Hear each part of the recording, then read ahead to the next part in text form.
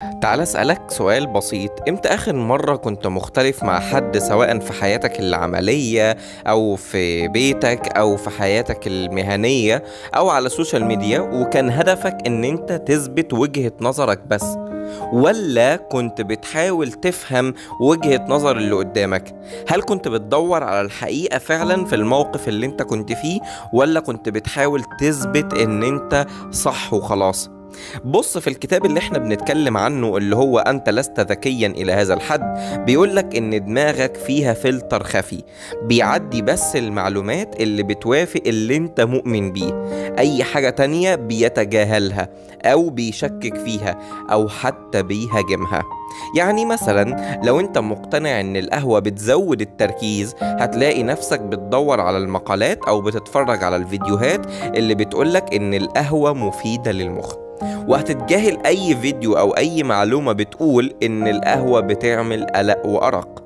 المشكلة هنا مش في القهوة، المشكلة انك بتدور على اللي يريحك، مش اللي يصدمك او مش اللي بيكون حقيقي بجد. ده اسمه تأثير التأكيد أو الانحياز التأكيدي.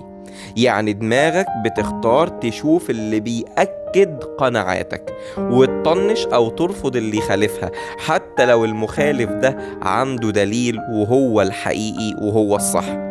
في تجربة علمية عملوها في أمريكا، كانوا جابوا ناس مهتمين بالآراء السياسية وقسموهم مجموعتين، كل مجموعة مع حزب معين، الحزب الديمقراطي والحزب الجمهوري، وعرضوا عليهم نفس المقال، ولكن المقال ده تبع حزب معين واحد بس. اللي كانوا مع الحزب قالوا المقال ده عبقري وموضوعي جدا، واللي كانوا ضد الحزب قالوا ان المقال ده منحاز وضعيف. نفس الكلام اتعرض على الاتنين، بس كل واحد شافه من نظارته هو بس. في الحقيقة احنا كبشر في الغالب مش بندور على الحقيقة قد ما بندور على اللي يخلينا نحس ان احنا على حق. بس اللحظة اللي بنعترف فيها بده بتكون ديت اول خطوة للوعي والفهم الحقيقي. خليني اسألك واسأل نفسك انت بعد كده، هل انت بتسمع عشان تفهم ولا بتسمع عشان تحكم؟ هل بتسمع عشان تحاول تفهم وجهات النظر اللي حواليك، ولا عشان تأكد بس اللي في دماغك؟ جرب مرة تانية لما تيجي تدخل في نقاش، حاول تتعلم، مش بتدخل النقاش عشان تكسب وتنتصر وخلاص. اوعى دماغك تبقى عاملة زي اليوتيوب ما بيعرضلكش غير اللي عاجبك.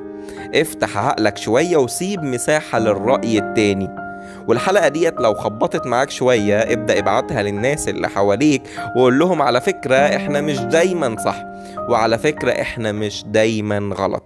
وافتكر ان مخنا بيلعبنا وعايز يأكد لنا القناعات والأفكار اللي موجودة عندنا. أشوفك في الفيديوهات القادمة بإذن الله. شكرا جدا ليك، والسلام عليكم ورحمة الله وبركاته.